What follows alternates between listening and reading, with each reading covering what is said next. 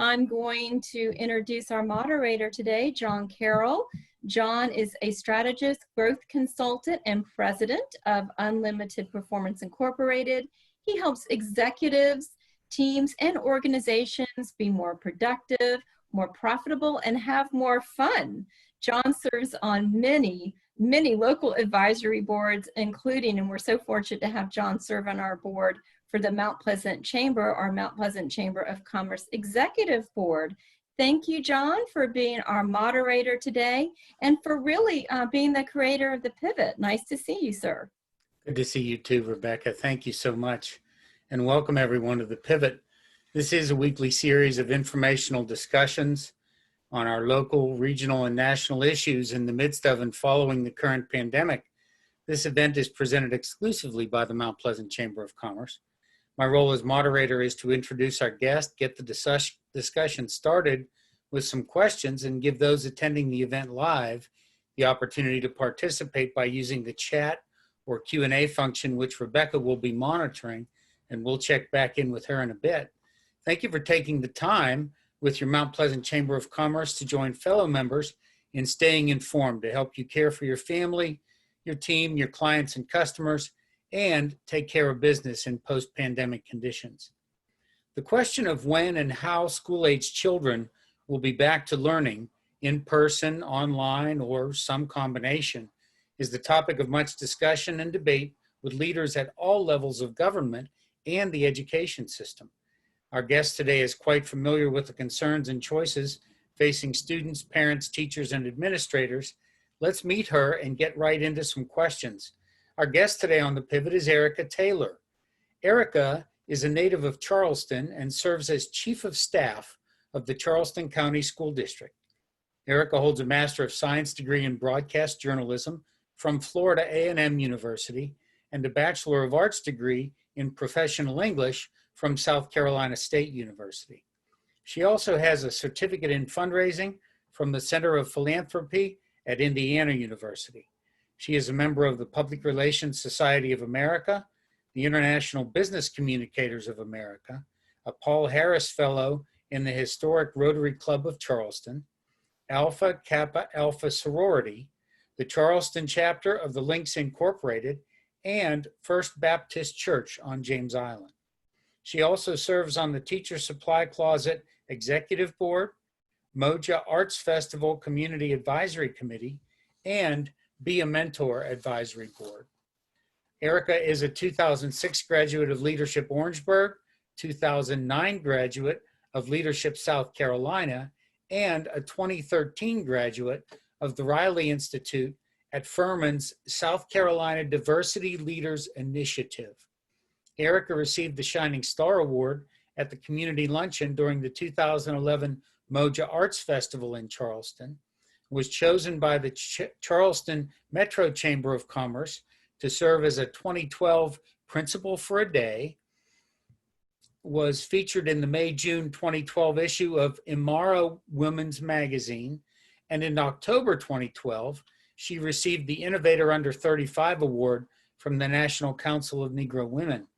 In 2015, she was recognized by the National School Public Relations Association as a 35 under 35 public school communications professional and was appointed by the Council for Agriculture, Research, Extension, and Teaching to serve as a liaison to the minority serving institutions. Recently, she was chosen as a 20 to know in North Charleston and a 2016 person to watch by the Moultrie News. Erica is married and the mother of 3. Erica, welcome to the Pivot. Thank you, John. How are you doing today? I'm doing so well. I hope the same is true for you. Yeah, I'm doing wonderful. Thank you so much for asking, and thank you for having me on today. So glad to have you. This is top of mind for so many people, and I'm not telling you anything, Erica, that you don't already know. And I realize it's a moving target, but what's the plan at the moment for Charleston County schools to resume learning, and what factors will impact any adjustments to that plan? Well, thank you, John. And if you would allow me, I'm going to go through a few specific points just so that you and those who are watching know. So the plan today, July 21st, on the road, as we call it, the road to a safe restart, are as follows. As you can imagine, we've been working for weeks and weeks on developing the CCSD, which we call the CCSD Safe Restart Plan. And we've convened a task force. We've convened our teachers, our principals, other leaders. Definitely, we've received advice from our medical experts. And based on the plan and our understanding at this time, which includes some components to include, the governor made some recommendations last Wednesday. We got some guidance from the South Carolina Department of Education on Friday. And of course, we are monitoring with our health professionals the rise of COVID positive cases. And so through discussions with our medical experts about the possibility of more refined metrics to serve as indicators, we have come to the conclusion that we will continue to use our medical experts' advice and all available DHEC and other medical data and metrics to determine that we can restart and start school in with some students starting in person on September 8th. I think it should be known that our board had a meeting last night and they took first reading of this plan. There's a second reading of the plan that will occur on July 27th, which is next Monday.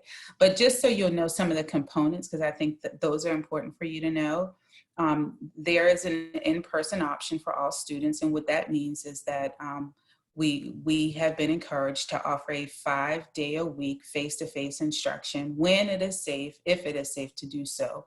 Also, there's a blended learning model that's being considered as well. And then, of course, a virtual option for all students where the district will deliver our own virtual program. And then, of course, the virtual model will include an initial in-person contact with all students. And then, of course, intermittent in-person contact with students is encouraged if possible. If virtual is the only option, and of course, our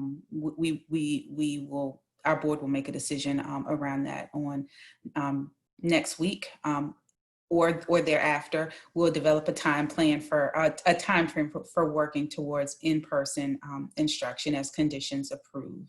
But it is our intent to establish a high quality instruction program for all of our students, no matter what the model is, whether it's virtual or in person. Also, some other highlights just would like to share with you is that as it relates to health and cleaning protocols, right now face covering requirements. We have health screenings. There's additional cleaning and disinfecting protocols that are in place. And for those students and staff who don't have face coverings, they'll be provided if they don't have their own. And of course, at all of our schools, we will provide hand sanitizer will be, of course, available in our classrooms and throughout the building. So I gave you a quick overview of what we're planning, but at the end of the day, yesterday, what our board approved was that September 8th, school will start. The manner in which school starts is yet to be determined. And we will make that determination based upon the best information we have from our medical experts.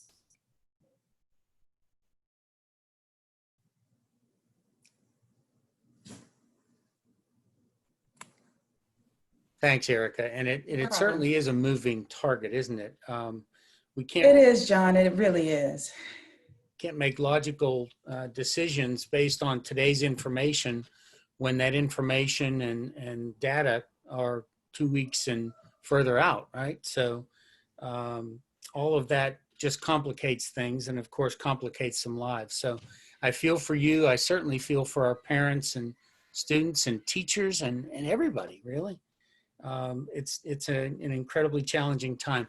Erica, we've had some questions come in, as you know, and let's go ahead and address those. How will the district manage families who have opted for any of the state virtual schools, not the Charleston County Virtual Academy, and then wish to return for in-person school at 9 weeks or the semester break? And how will these guidelines be communicated to families? Somebody starts school virtually at 9 weeks or at the semester, they want to come back in. What's that look like? Okay, so you are asking if I understand the question correctly, you were asking not about the CCSD Virtual Academy, but if someone started a virtual school outside of CCSD. And so what that means is that student is no longer a CCSD student. And so if they wish to come back to CCSD, they would need to re-enroll. It's a really simple process and a really simple procedure, and actually one that staff who support my office are a part of. And so I would just offer, if they're, I'm not sure if a chamber member offered that question, but if they just get in touch with me, we'll be more than happy to facilitate that readmittance for their child. But if you would allow just for me to just talk just a little bit about the CCSD Virtual Academy, just so parents know what we are doing. And it is not what the same instructional model that happened in March and April and May. It's a comprehensive full-time opportunity for students enrolled in Charleston County. It operates like a program school. So what that means is that if my child is enrolled in the virtual academy, they can still participate in extracurricular activities at their home school, to include athletics, band, other extracurricular activities as well. It's a quality curriculum from proven leaders to include Florida Virtual SC, and Edgenuity. There is a scheduled class time to include some face-to-face class time, video conferencing in real time, allowing students to work in small groups with their classmates as well as their teachers. And then this is just one thing to share, is that the commitment for students K through 8, the commitment is 9 weeks. For students in high school, the commitment is a semester, only because the length of courses are different. However, we do know that we have some of our strongest leaders in our learning services department working on the virtual academy, and we are excited about being able to provide this option to our parents and students. Thanks, Erica. No problem. That makes great sense, and that sounds fairly straightforward. How will content pacing be aligned between teachers who are school-based and the virtual academy? If schools use a different order for their units, students off-ramping from virtual to in-person may miss essential units of study. Well, I can tell you that there is scheduled alignment. I would venture to say that there may be some opportunities where there may be some courses may not taught in the same exact order, but as it relates to the virtual academy, there is a curriculum and courses where students are taught in an aligned fashion to do just what I believe this question is asking, so that it won't happen, so students won't be out of sync and out of alignment with courses and content. And here's one in the middle. We've heard two questions now about the transition from someone hypothetically moving from virtual to in-person. What about the other direction, Erica? What about somebody who's been in person and then moves to virtual? And it would be the same thing if a student wanted to move from in-person to virtual. It would have to occur at the 9-week juncture. But I do believe that there will be opportunities where, if we do need to move in the middle of a 9 weeks, that would happen.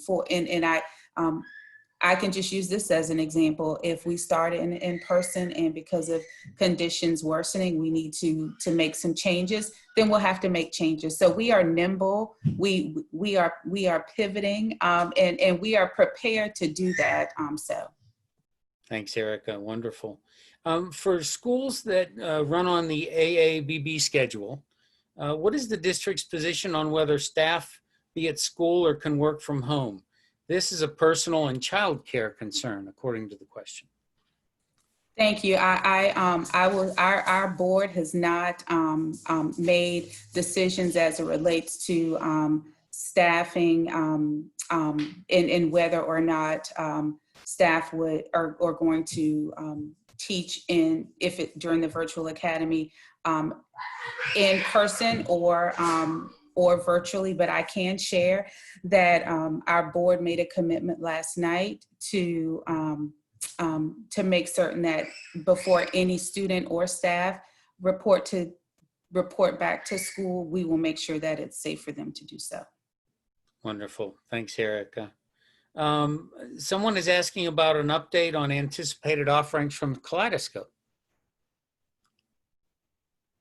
So it's funny you asked about that. We talked about Kaleidoscope just today. And so once the board makes a decision on how we start, whether it's virtual or there's a combination of both, which we would like to have happen, then we will engage with Kaleidoscope, because we do know that there will be a significant number of students, a significant number of employees' children who will definitely need some support while their parents are working. So we will make certain to share all of that information once a final decision is made.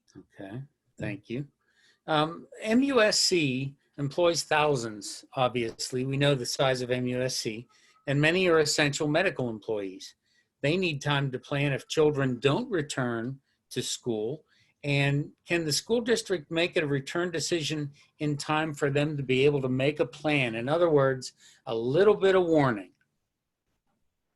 So absolutely, I can tell you that was one of the requests that that came from our board, was to once we make a decision, to make sure that we share it and make it as soon as possible. So the brief timeline is as follows. July. This week, we are meeting with our task force. We actually have a meeting with our legislative delegation and some community members to talk about the Safe Restart Plan. We present it to the board on July 27th. We're looking at a date of, by August 5th, having parents confirm whether or not they want to participate in the virtual academy or in-person instruction. And of course, that's also based off of what decision our board makes. By mid-August, we're finalizing enrollment. Needless to say, our teachers come back August 11th. And so if we move forward with starting school on September 8th, our deadline, which is 20 days prior to September 8th, is August 19th.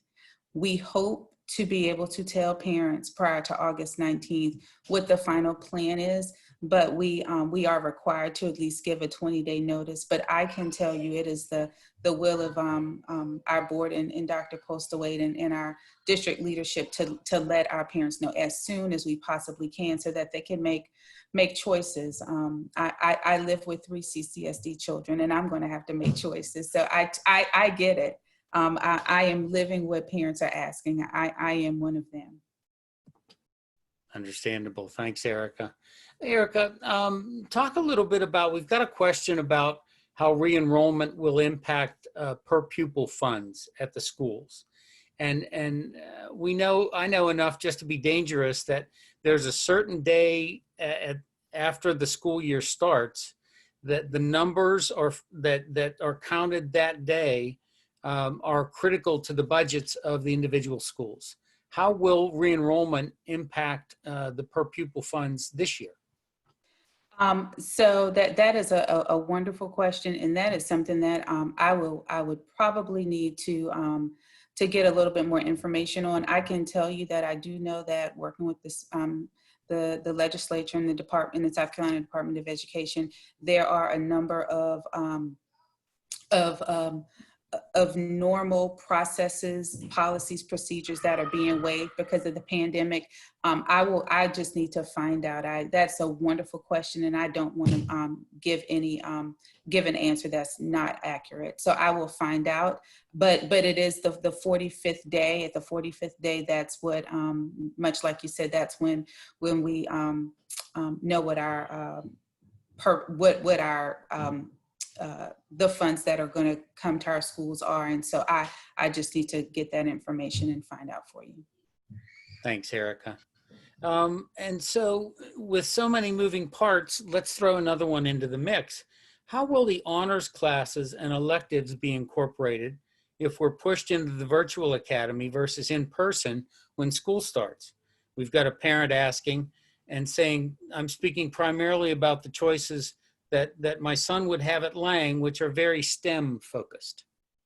So honors classes are actually about the content itself and how it's being delivered. So if a scholar qualifies for an honors classes, the classes they qualify for will be tailored for that purpose virtually. And so just so you know, with the virtual academy, right now we're looking at a minimum of 1 elective class a day for scholars virtually. And then schools will have some flexibility with this, and they may be able to offer two classes daily, but just to reinforce what I said, that the classes are about the content itself and how it's delivered.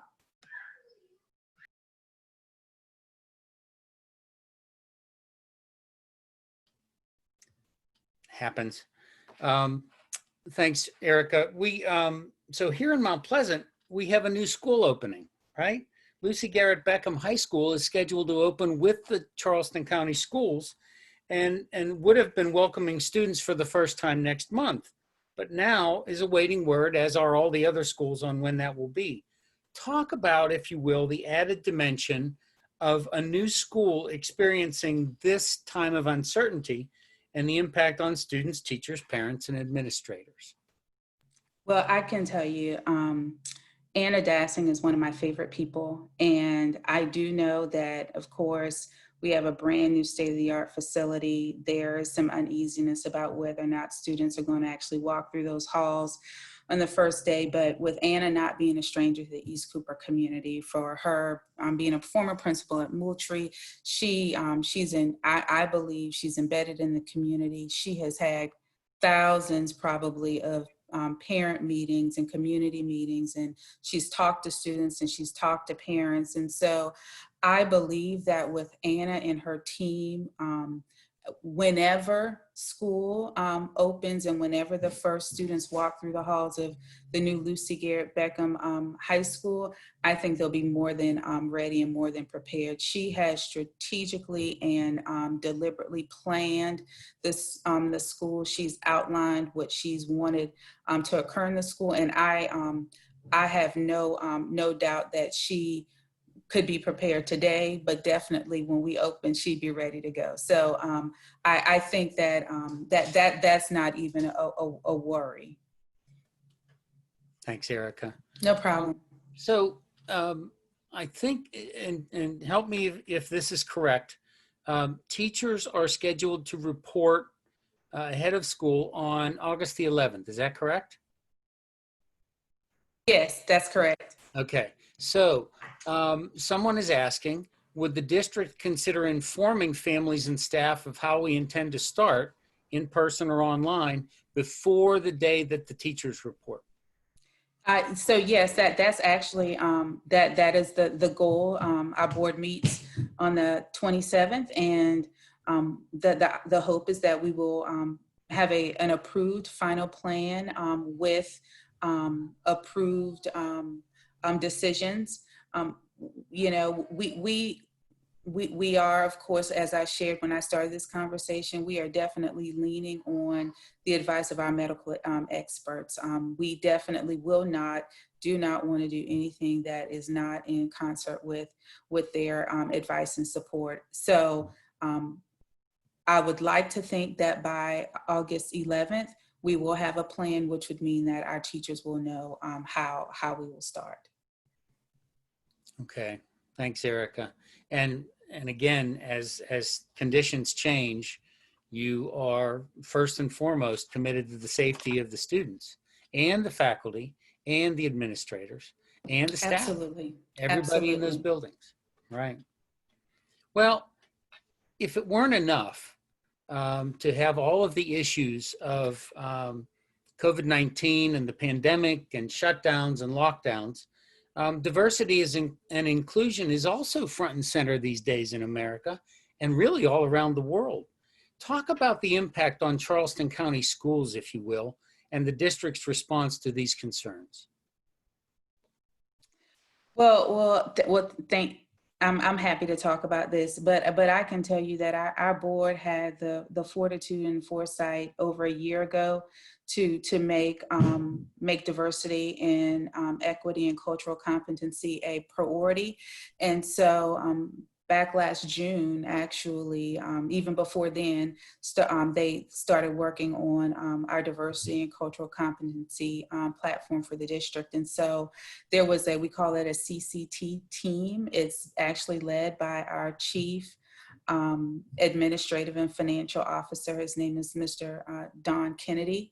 And that team has been working diligently. I'm a member of the team diligently since last August on what cultural competency should look like, must look like in Charleston County. And so just to share a little bit about it, it's comprised of 4 components. One is the awareness of one's own cultural worldview. The second is the attitude towards cultural differences. The third is the knowledge of different cultural practices and worldviews. And so the group also has an advisory component to help teachers and staff understand their role. I can tell you that there is currently a position for a director of cultural competency / diversity for Charleston County School District. And it's so ironic that we're even talking about this because our district leadership staff, we went through a training today on biases, implicit biases and cultural competency. So we not only would like for our teachers and other leaders in the district to take part in this, but we are definitely doing this ourselves. Superintendent was involved, all of our chief officers, all of our learning services leaders, all of our operations leaders. We were a part of a training today, almost a nearly 2-hour training. So we take this seriously, and I can just share that I believe that there's much that we can do, but we just didn't get started a few months ago. Our board and superintendent, they were visionary enough to know that this was a component that needed to be added to the program of work in Charleston County, and we're doing it. Wonderful, thanks, Erica. That's really good to know. This is about the time that we typically check in with Rebecca, and she's been listening in very closely, as she does, and she might have a question based on one of your answers, or she might have heard from somebody since we got started talking this afternoon. Rebecca, what do you have for us? Thank you, John and Erica. Thank you both for doing such an amazing job of covering so much information in the amount of time that we have.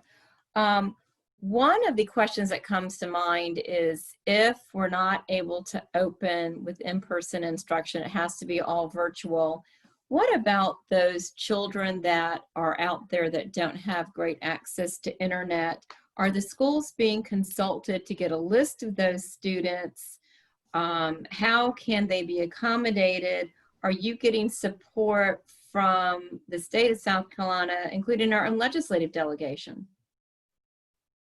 Okay, so Rebecca, I'm going to do my best to answer this question, and if I'm gonna just do my best, and if I hope I share it as factually as I know how to. So the Office of Regulatory Staff is the office at the State Department of Education that is managing the MiFi Wi-Fi connectivity project. And so Jeff Barowie, who is our Chief Operating Officer, and his team are working with that office. And so my understanding is that there are conversations being had between our parents and our Wi-Fi providers to see if there's anything that can be done to give deep discounts. If that cannot happen, then students who qualify are going to receive a MiFi, if you will, so that they can stay connected. Now, that is what I understand the process is right now, but I will, and if that changes, I will definitely let you know, but I will, but I will let you know if that does, but that's the current process now. Thanks, Erica. Thank you. And there is one more that came through. I know y'all said the positive case numbers will have to go down for a face-to-face school. Are you factoring in the fact that all colleges will be returning to town? The caseload will hopefully go up with them. You know, in other words, they'll be gone. So are you factoring in what happens when kids return to college? I guess coming here to College of Charleston, the numbers will go up, right? And then we have some of our students leaving and going away. So are you looking at that impact of the institutions of higher learning and how that might impact our numbers? So we are looking at all of that data, and I can just continue to share with you, whether it's college students or visitors. We will not make any decision that would be detrimental to our students or staff or faculty without talking with our medical experts. So I appreciate the question, but we are committed to making certain that whatever decision we make is in the best interest of our students. And so we'll have to weigh all of those different factors into play as we make those determinations. Certainly a lot of ever-moving parts and pieces to consider, isn't there? There are. And you've done a great job, Erica, this afternoon of helping us to be aware of that. Thank you very much. Erica, I think if we were to summarize that, regardless of the plan that is put together with the great, all the thought and all the minds that have gathered around these issues, everything, all of that is going to have a little thing at the end that says, and this plan is subject to change. And so we live with that uncertainty.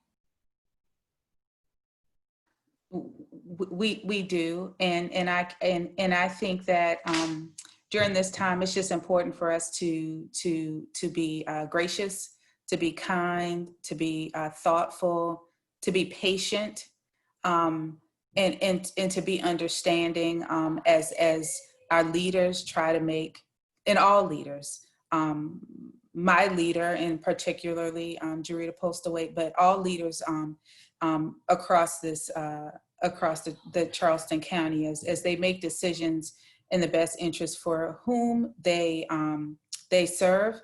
It's just so important for all of us to try to remember those things, because we've never experienced such a time as this, and it's just important for us to recognize that and to just try to be as understanding as we possibly can. I can share with you that as individuals who watch this or have further questions for me, they are happy to reach out to you, Rebecca, or John, or reach out to me directly. I'm happy to share with you, Rebecca, the plan and that we shared with our board.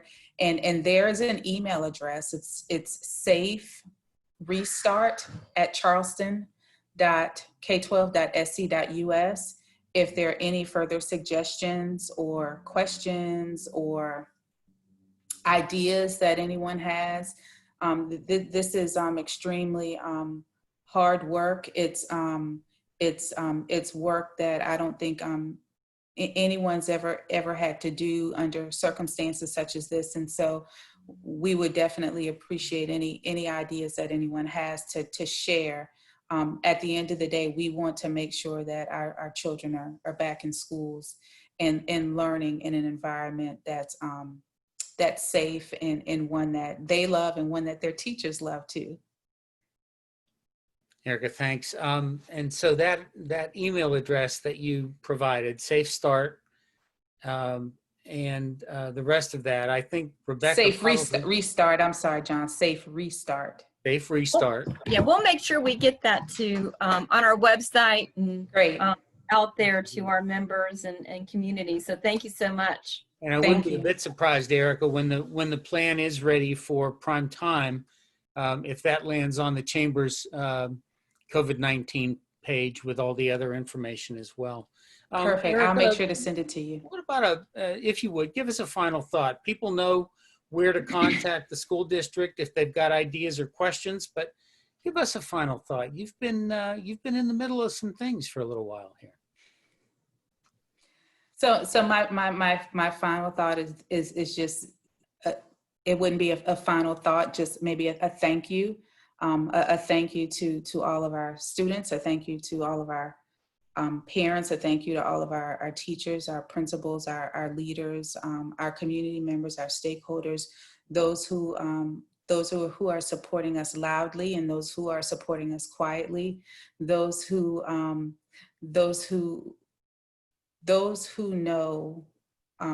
know that they know that we are trying to do the very best that we can to support our children. And so I just simply leave you with a thank you. I say thank you on behalf of our district leadership for the work that you do, John, the work that you do, Rebecca, the work that the Mount Pleasant Chamber does to make sure that that important issues such as returning to school is highlighted and brought to the forefront, so that that those who need to know, and those who want to know. And so I just simply say thank you.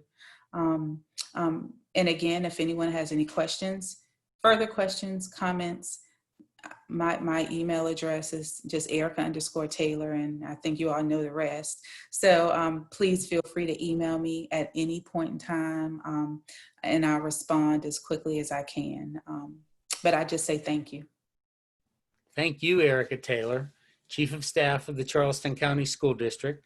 Thanks to all of our chamber members with us live and those catching us on the recording. And a big thank you, as always, to the Mount Pleasant Chamber's own Rebecca Imholtz for keeping us on track today. From all of us at the Mount Pleasant Chamber, thank you for joining us this week for The Pivot. Make it a great week.